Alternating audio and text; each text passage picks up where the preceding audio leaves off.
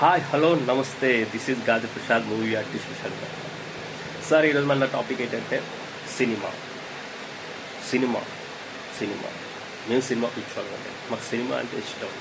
సినిమాని చూస్తాం, ఆనందిస్తాం, చేస్తాం, చాలా ఇంకా ఇంకా ఆనందిస్తాం. అలాంటి సినిమాని చూడలేకపోతున్నాం ఈరోజు. కారణం ఒకటే, పెంచిన రేట్లు.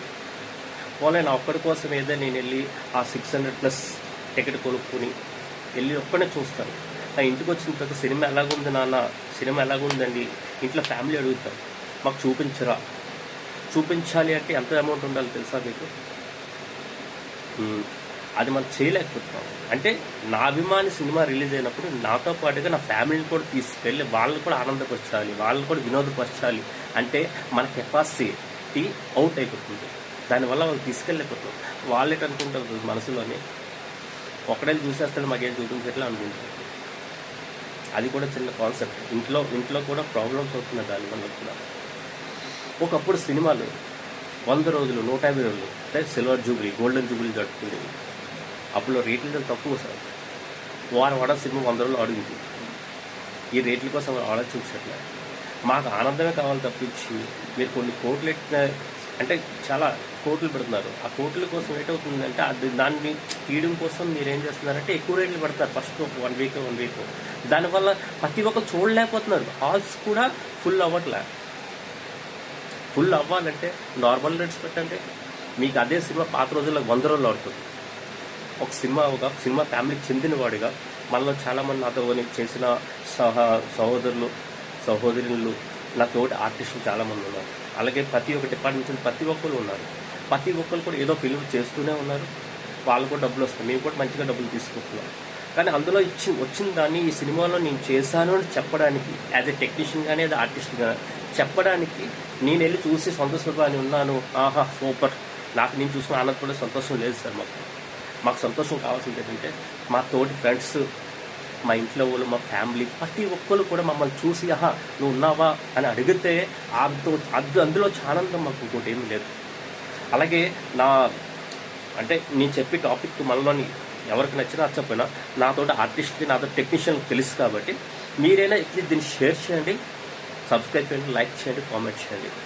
ఇంకా టాపిక్ ఏంటంటే ఆంధ్రప్రదేశ్లో మినిమం ఒక 10% సినిమా ఫీల్డ్మే బతుకుతున్నారు. అంటే ప్రతి ఒక్కరికి రోజుకి వర్క్ వస్తుందని చెప్పలేను. సంవత్సరంలో అట్లీస్ట్ ఒక 1 నెల రోజులైనా సరే సినిమా ఫీల్డ్ మీద డబ్బులు తీసుకుంటారు. దానికి కారణం ఎవరంటే ఒక ప్రొడ్యూసర్. అతను వాళ్ళు తినాల్సిన తిండిని మాకు పెడుతూ రిస్క్లో ఉండి అతను ఒక సినిమా తీస్తున్నాడు. ఫస్ట్ ఆఫ్ ఆల్ అతను సక్సెస్ అవ్వాలి. కొన్ని వేల మందికి తిండి పెట్టిన వాడు సక్సెస్ అవ్వాలి, మళ్ళీ పెట్టాలి, మళ్ళీ సినిమాలు తీయాలి.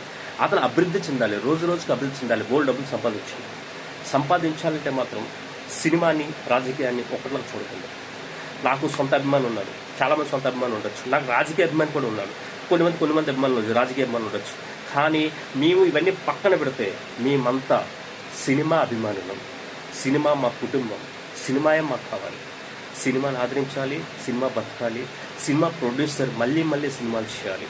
అదే డైరెక్టర్ మళ్ళీ చేయాలి. మమ్మల్ని చూసి రెండోసారి మళ్ళీ మమ్మల్ని పిల్లాలి. అతని ద్వారా మాకు కొంచెం ఫుడ్ రావాలి, మంచి స్టేటస్ రావాలి, మంచి పేరు రావాలి. అది కోరుకుంటున్నాం. రాజకీయానికి, సినిమా సొంత అభిమానులకి మాకు సంబంధం లేదు. మాది సినిమా ఫ్యామిలీ. మా కుటుంబంలో ఒక్కరికి కూడా బాధ కలిగితే ఆ బాధ మాకు తోతుంది.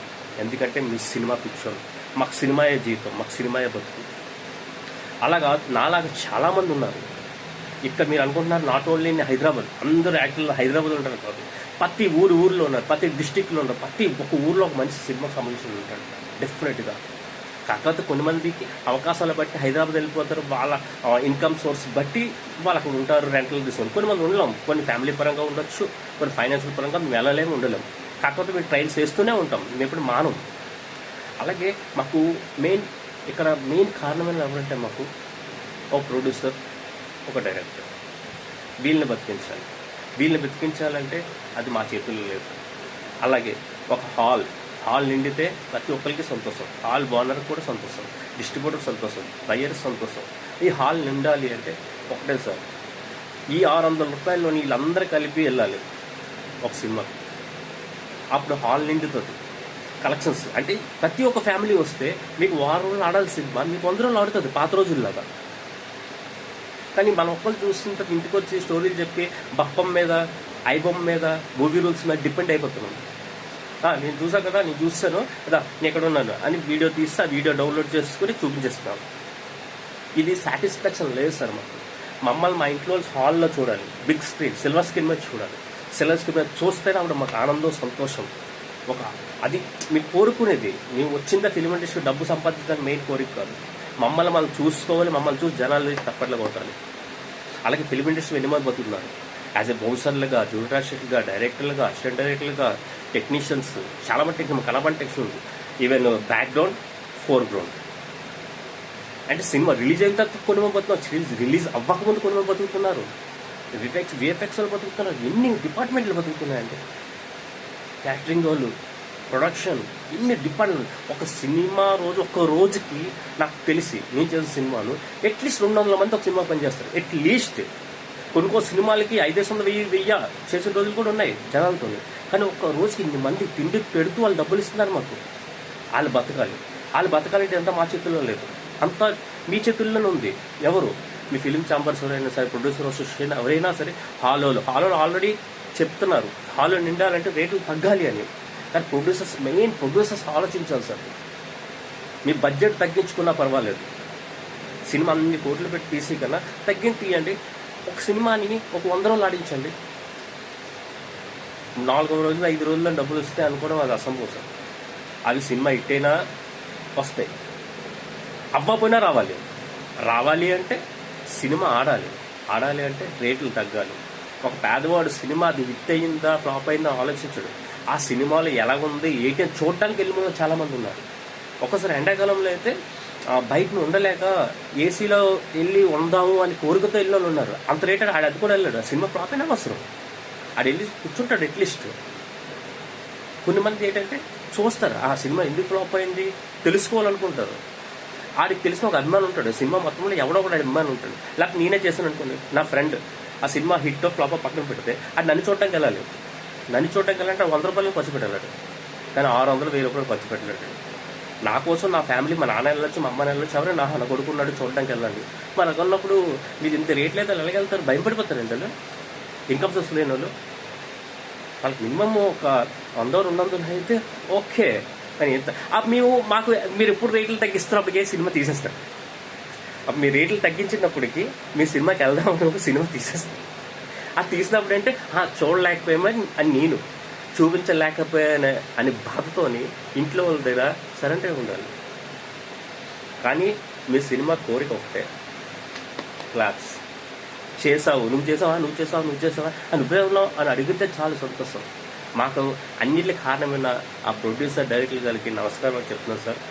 దయచేసి రేట్లు మటుకు పెంచకండి. మీరు రేట్లు ఎంత తగ్గిస్తే సినిమా అంత హిట్ అవుతుంది, అంత హాల్ నిండుతుంది, డెఫినెట్గా హాల్ నిండుతుంది. పాత రోజుల్లో కూడా సినిమా ఫ్లాప్ అయినా కూడా 4 రోజులు ఆడే సినిమాలు బోల్డ్ సినిమాలు ఉన్నాయి. 4 రోజులు ఆడే సినిమాలు ప్రతి థియేటర్లో అదే రేట్లకి. నా చిన్నప్పుడు నేను చూసాను.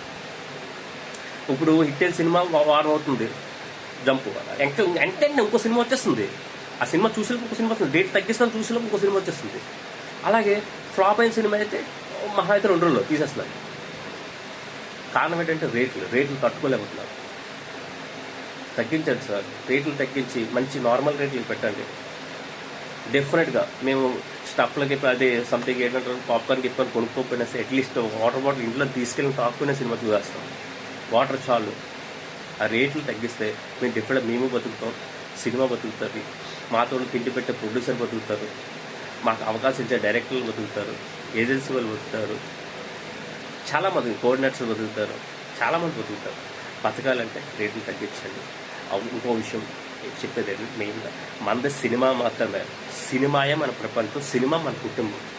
ఫ్యాన్స్కి నీ పర్సనల్ నీకుండొచ్చు, నా పర్సనల్ నాకుండొచ్చు, రాజకీయం నీ పర్సనల్ నీకుండొచ్చు, నా పర్సనల్ నాకుండొచ్చు. కానీ దీనికి మనకు సంబంధం లేదు. మనకు ఒకటే సంబంధం, మనం సినిమా పిక్చర్, మనకు సినిమాయే ఫ్యామిలీ, సినిమాయే కుటుంబం. అంతే. Thank you very much.